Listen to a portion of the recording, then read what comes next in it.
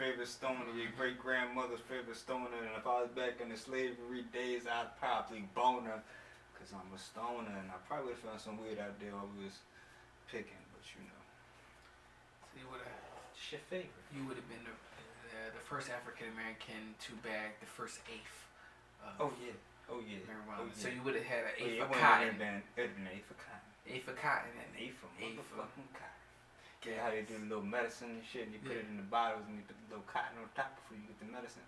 They would have got that shit from me. With the weed. Dang. With the motherfucking weed. Dang. He's a sharecropper in all sorts. All sorts of ways. Blowing on kush and hey. But yes.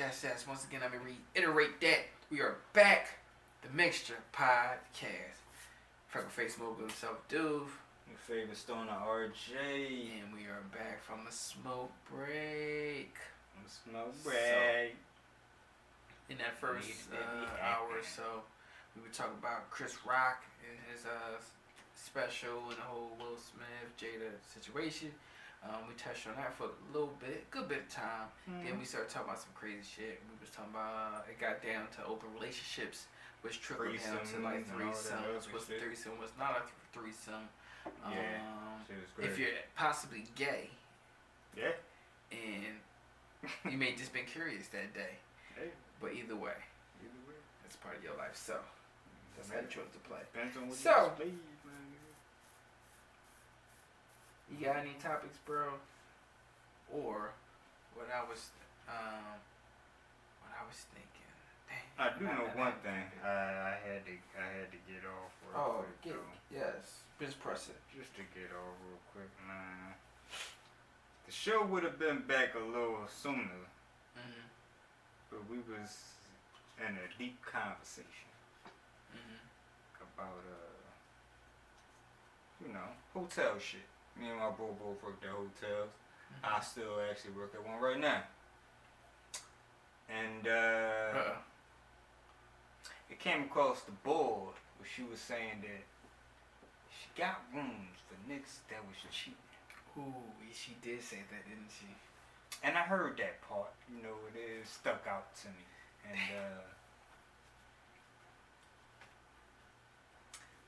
my niggas, y'all have to get yourselves together.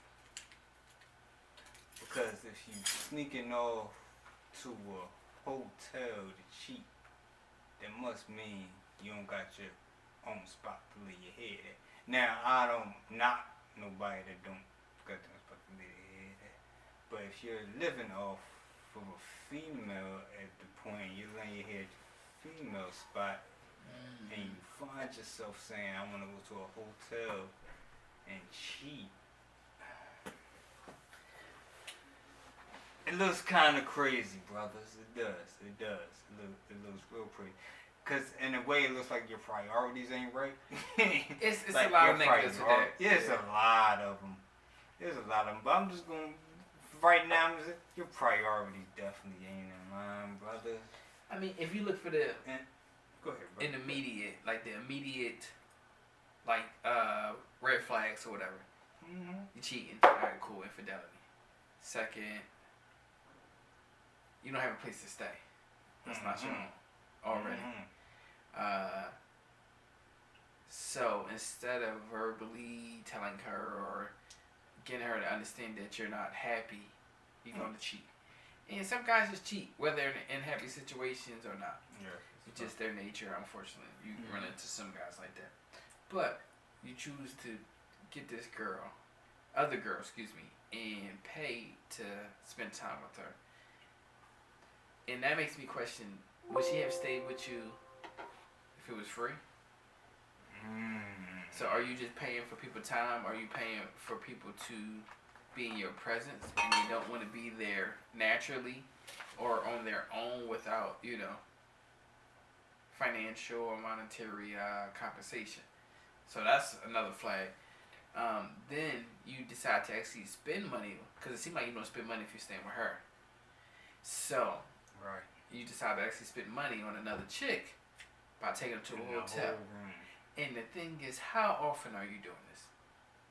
Say you're staying a day or two, and usually when you book like the same day or on short notice, it's usually higher pricing. So say you do this roughly 3 times a month. Yeah. At roughly That's maybe right. $200 a night with incidentals and stuff like that. That is roughly $600 a month. That's damn near a studio apartment in a You pay some bills. low activity part of the city. Yep. And those of you who don't know, we're in the city of Philadelphia. So we have nicer areas, especially near the colleges and downtown area, where a studio apartment could be like $2,000 or more. But a studio apartment in maybe the northeast outskirts of Philadelphia, $600 may get you a month. May get you a studio apartment. Might be a hole in the wall. You might have to share that studio with 3 more people, but you can get it. It's possible. Right. So the fact that he's not spending his money on his own house, he's spending to entertain other women to mess with, is the flag. It's drawing. Yeah. And then it goes back to the priorities not being in order, and that's a bad jump. I mean, at some point, if you're not, if you're in your 30s, 40s, 50s, and you don't have your own spot, you're dependent on a woman, that you should be looked at as less of a man. Now, is certain situations where we'll give you grace. You may be, unfortunately, caught up in the judicial and jail system. And you may be institutionalized. And you may be, unfortunately, have a record with felonies and things of that nature, which keeps you from getting hired for higher paid jobs. Yeah. So you're stuck with, the bottom of the crumb, barely getting by type jobs. So that situation has affected your life to the point you can't financially be as stable as most or any higher earning people. So, you're check to check. And honestly, you might not even be check to check at that point. You might be 2 checks to check. It might take you 2 checks just to take care of maybe a week worth or 2 weeks worth of your bills. Just to get by. So then you're going to just stay behind. And there's no way to get balance. You're just going to be behind the 8 ball all the time. So it's that's like check by check. That's like you check, and I had to do some other shit for a little piece of change to get by and maintain type of shit. Multiple jobs are usually the outcome of situations and like that. And when those side hustles don't fall through, you want some motherfucking trouble. So, yeah, I get what you mean. So, yeah. There's a lot of flags on that. A lot of them. And the thing that amazes me too with it, how do some of y'all motherfuckers be doing this shit? At some point? Because at some point it gotta get tired, it gotta get old, it gotta get like... I can see it, bro. Because at some point, if you're staying with a girl and... especially if you don't see the relationship or whatever y'all got going on furthering... you may just be there for the crib or intermediate companionship. So even though definitely there. Even though you spend your actual money to hang out with other females, that don't mean you don't care about her or you're not there for, like I said, companionship or just having a body there. So it's some people who understand that type of arrangement, and some that just she think y'all got a future and whoop de whoop, and the whole time your future is your present, which is seeing a couple holes 2, 3, 4 times a month in this motherfucking room. And you don't put $600 a month into that, which is like $7,000 a year. Yeah. That you could have been, taking basically your girlfriend at that time. Yeah. Or significant somewhere or paying a bill or two. So, yeah. And then my thing is too, if you got all this is like This is what I tell people too when they run into some money and they instead of getting something to own, they start renting shit. That shit pisses me off. If you just came into some money, right? If you got enough to get a crib, get a crib. do that. Because obviously, if you got enough to get rooms 2-3 times a month, you got enough to save up to get your own spot. Exactly. And not worry about having to go to the rooms. I know a nigga that got, I ain't gonna say his name, but he got a good amount of money off of a lawsuit. He was in the army. Okay. He got a nice little bit of change off of that too. I thought you were gonna say PPP. No. This nigga but he shit, legit. This nigga shit is legit and official. Let me get my camera right real quick. This nigga shit legit and official. Let me get to make sure I'm on. You hear me, bro? I hear you. This nigga has shit official. He spent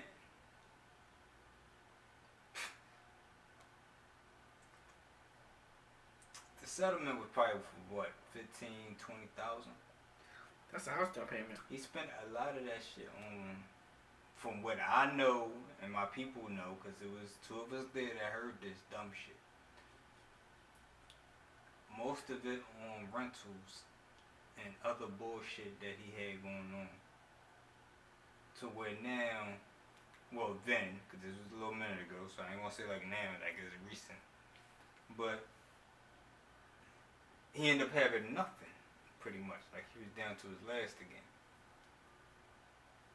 So instead of buying your own car, your own crib, because he was living with his pops.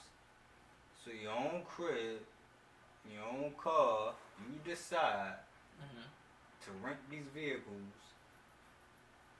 Probably rent a couple rooms once in a while just so you can get away. Which I doubt though, because he wasn't getting no pussy like that. So most of it pretty much went to the car. Why? Just don't do it. Just you gotta think wisely with your shit. That renting shit when you ain't barely got it is fucked up. That I'm putting myself on a payment plan when I barely got it is fucked up. So instead of putting that money into that, put it into something that's gonna get you stable, then you can fuck as many bitches as you want. Surprise. At that point, he surprise. He don't have to be with that girl that he's That's a time. fact. Because you don't have to keep. You don't have to keep pretending like you want to be with her because you got your own shit.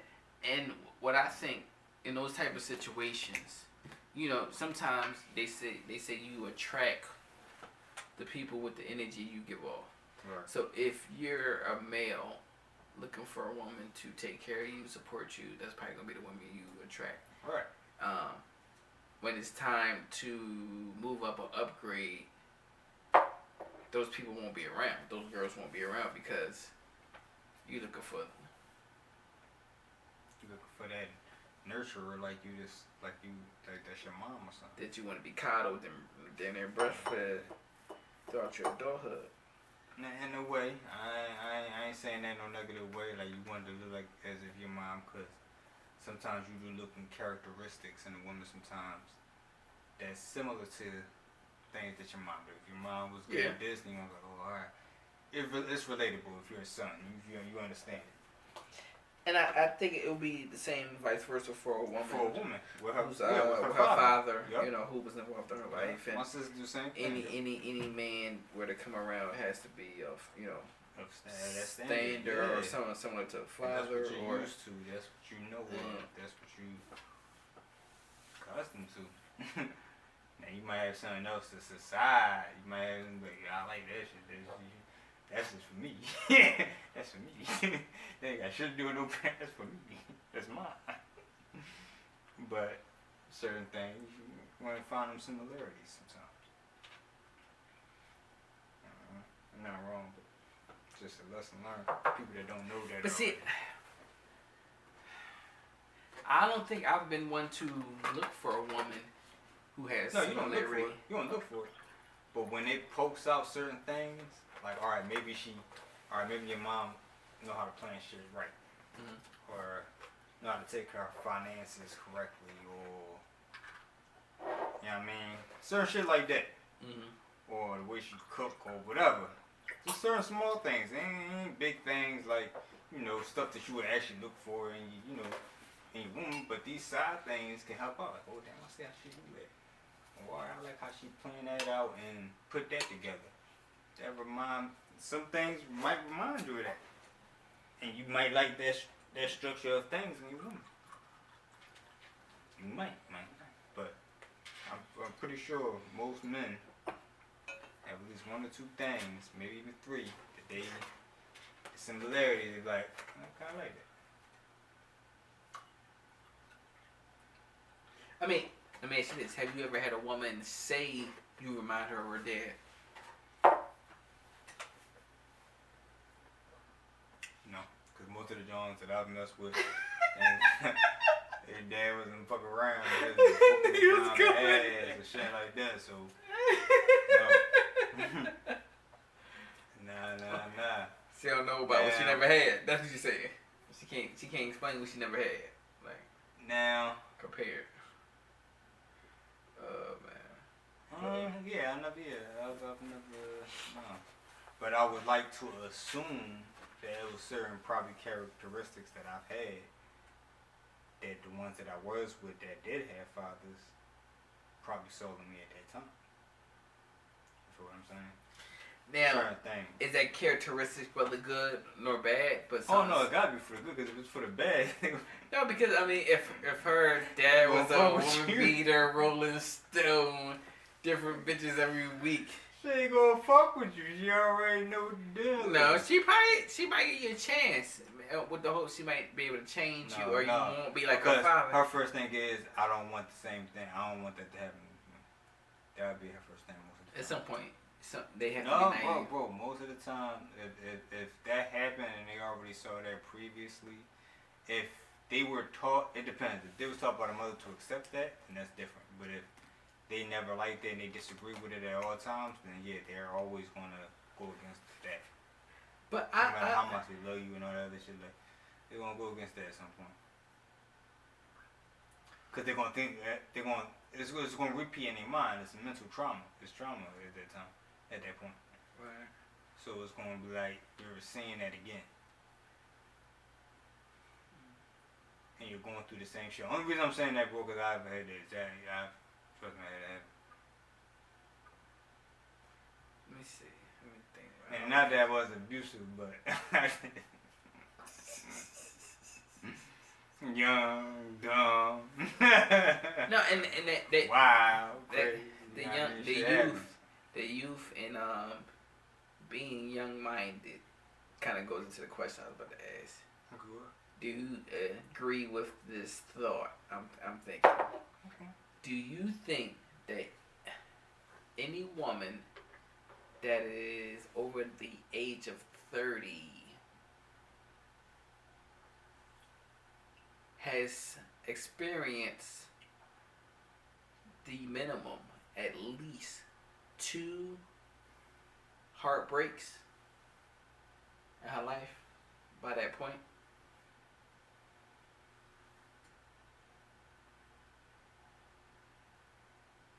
And maybe, okay, we ain't gotta say every, because that makes it too exact. But a high percentage, I say over 75%. And if we want to make it more... That's 2 heartbreaks. Uh-huh. And if we want to make it... and you said over 30, so yeah, I if we want to make it even more exact... I see that. African-American women. Or Latina. You can go Latina, Hispanic as well. Okay, yeah, I can see... The minorities. I can see 2. The minority report. I can see that over, like you said, over 30, having 2. Mm-hmm. I can see that. I can see that. Then do we attain that to not having fathers? No, because I think if you had a father... Or you can have a father and miss signs. And still get that heartbreak. I think most breakups, I think it's more so with them too because of the emotional part. Yeah. But most badly tenured relationships, they happen over someone not recognizing the flags. Okay, wait a minute. Okay. So the traumas, the discrepancies, the things. They didn't. Oh, all right. So they didn't recognize the flag. So what if they didn't know about the flags? Nigga, you might not know about the flags at that point. Sometimes you talking about before they was 30 and heartbroken. You talking about before they. I'm talking general. Well, all right, yeah. You got to gain that knowledge first, bro. Of course. Yeah. But when you get to that point of breaking up and saying you're done or finally leaving and moving on, you start to realize the multitude of flags that you overlooked or missed by not putting enough thought behind. Like, damn, after she stabbed me, I would have thought she probably would have stabbed me, because that one time I seen her cut potato with the knife. I flagged in my mind, said, this bitch is crazy, but you didn't follow through. You're like, nah, maybe just that day. Oh, I didn't think she was gonna bleach my clothes. I would say this part. Like I said, it comes with the knowledge, because you have to kind of recognize that it's a flag. But sometimes you can see the red flag, and it's not as big of a deal to you at that point in time. But I don't think it would be until the breakup part. Because then you think about everything that you put up with, everything that you did. So it's not like you're ignoring a red flag. It's just that there were small things to a giant until it's time to break up. So now you. But then you realize, like, damn, why didn't I pick up on that shit? I should have knew from then when I said it was okay. I'm gonna give him another chance, or I don't think it's that bad. That I should have jumped ship or said, nah, let me reserve myself with you. Let me fall back. Let me treat you different. Let me go about our situation differently. Because, like I said, most of the flags I honestly believe people don't see. Unless you know already. Without the exception of cheating, you know. Yeah. But that's like the but obvious. Even that, one. you don't really know that until somebody cheat on you for real. So then when you find, all right, now I know what the red flag. I know what to look for now, because you ain't know what to look for before, because you ain't never been cheated. Of course, that you know. Now that you know, now it's like, all right, I know what to look for. I know if they start doing this might be happening. I know if this happens, this might be. And then you start associating that. And then for the person that you're chastising or trying to gather the information from, you think in their mind, this could be a flag I'm overlooking. Why she's Sherlock Holmes trying to get this information from me? What you mean? They're trying to be newsy, trying to find out what you're doing? Because you already got to know that there has been past trauma in her life where a nigga probably cheated on her. You know what I mean? So. Yeah, so I'll be like, I don't know, this bitch want to know too much. You gotta be able to recognize that as well. And,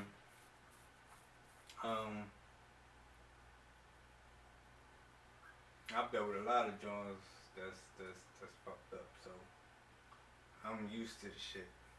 Now I've had a joint use my phone for about 2-3 months. Sharing the phone. So what she make her calls? Literally sharing the phone. See each other later, her friends is in my phone. Her contact names is in my phone. Her mom and shit is in my phone. She calls from my phone. She used my phone to text and all that shit, while I still use my phone. So that's a lot of trust. Exactly. But even that shit don't earn you no goddamn points later on in life. But I'm gonna leave that shit alone.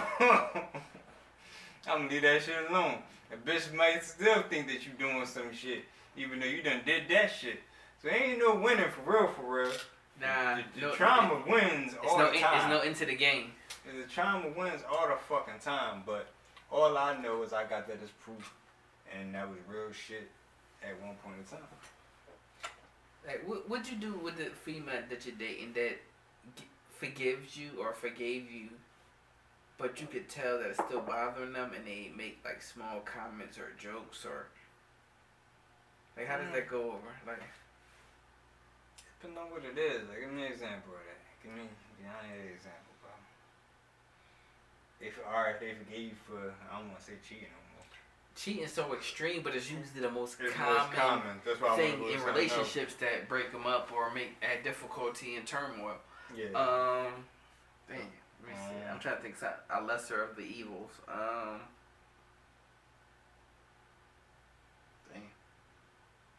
I don't know, because if she calls your mom a bitch, would you really ever forget it? Like, you'll forgive her.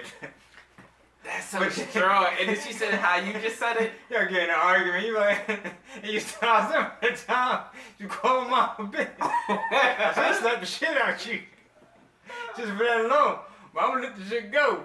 Like, cause my thing those is, things pop back up, my nigga. So, like, what if you want to get back, excuse me, at her parent? So if her father's involved. Call that nigga a bitch. Does it hit the same? Bitch ass nigga. That's a little better. Yo, fuck you a bitch ass nigga. I'll beat your little peanut head ass nigga. Get the fuck out of here. Oh, because you called your mom a bitch, you had to go to the extreme. Like, you had to say you gonna beat my dad up.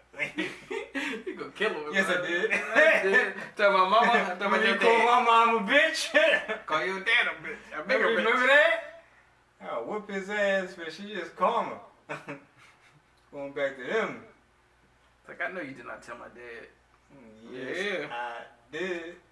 I'm on way over there now. When you call my mom a bitch? I got something for you, buddy. Got something for you.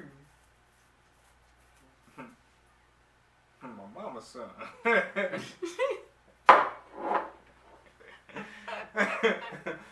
motherfucking mama's son. But,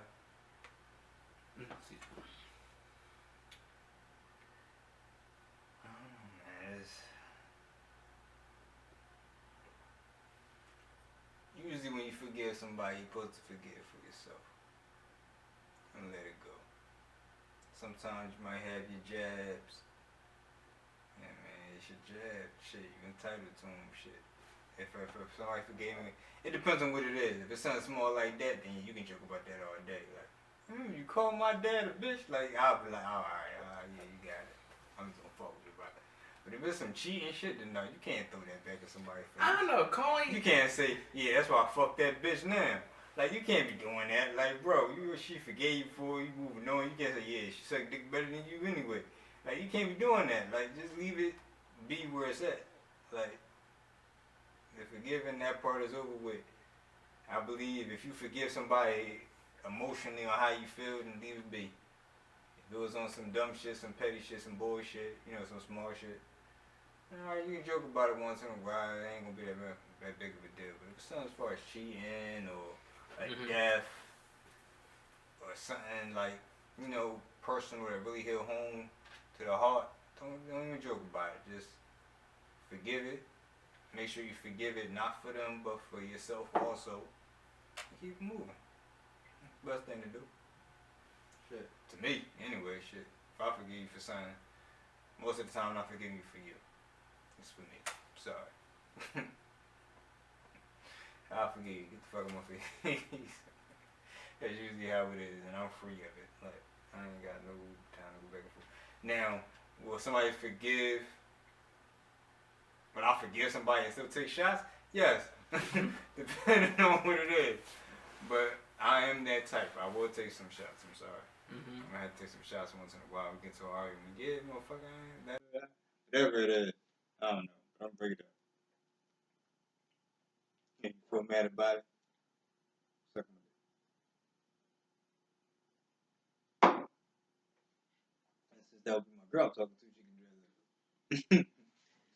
I still feel like that mom calling your mom a bitch is like, it's fucked up. But if you forgive it, then you gonna have to forgive it, man. If you want to take your jabs at her, like I said, once in a while, then that's what you need to do. Man, I ain't gonna lie, I did kind of go off. I ain't going to that, but somebody did say something. Joan did say something to my mom one time, and it wasn't a bitch, but I ain't like how the bitch said it. So, I mean, how many ways is it to say bitch? No, she didn't say bitch. She said something else. I really honestly don't Okay. remember exactly what she said, but I know I took it as disrespect.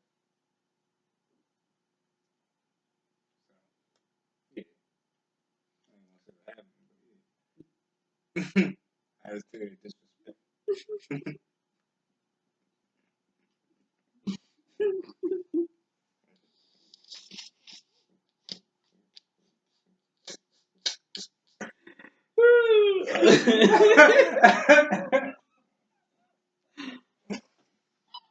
I did, man. Yeah, man. My mom like that.